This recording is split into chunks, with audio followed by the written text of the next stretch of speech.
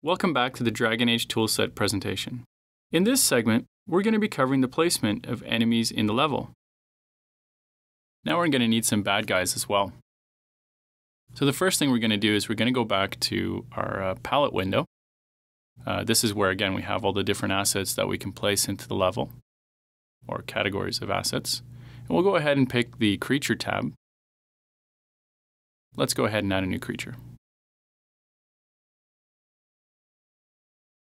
So we'll give it a name. And by default, this is actually going to show us our base human male character. But in this case, what we want to do is actually replace him with some darkspawn creatures, which you might recognize from the trailer or from the demos if you've seen those.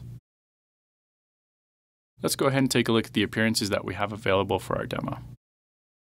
So we got two basic darkspawn creatures, a Genlock and a Hurlock. Maybe we can just load up the Genlock here. Now this is the smaller variant of Darkspawn, but just as deadly, particularly when he's in PAX. Really nice detail on those.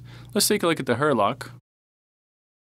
The Hurlock is the larger of the two, and even more impressive when you're up close and fighting with these guys. So the next thing that we're going to do, let's stick with the Hurlocks for our demo. We're going to give them a name.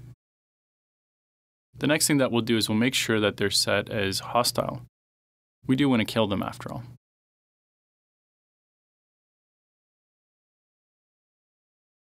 The next part is we're actually going to assign them to Team 1. And I talked a little bit about this in our last segment, but our script that we have assigned to the level is looking for any creatures assigned to Team 1, and once they're all dead, it will update the status of our quest, so our quest giver knows that we've accomplished what he set us out to do. So that's basically what we're doing there. Last, let's go ahead and jump into the inventory. We do want to give them a bit of a fighting chance after all. So we have a couple of items here. We can zoom in on those as well and see what they look like and rotate them. We have a longsword and a mace as a weapon choice for him. We also have a basic shield. So let's go ahead and equip him with a mace and a shield as well. We'll select those. And then on the right-hand side, we'll go ahead and equip them on him. We'll talk a lot more about these kinds of options over the next coming weeks and months as well. For our purposes, though, it's fair enough that he's kind of really well equipped right now to kind of battle us. And there he is with the mace and shield on his back. So the last thing that we're going to do is we're going to save that and jump into our area view. We're actually going to place them now.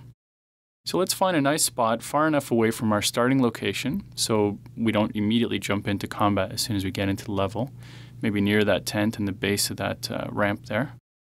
We'll go ahead and select a creature from our palette and place him down. Let's just zoom in a little bit on that. And you can see how easy it is to just kind of move him around and to rotate him as well to get the placement just right for what you want.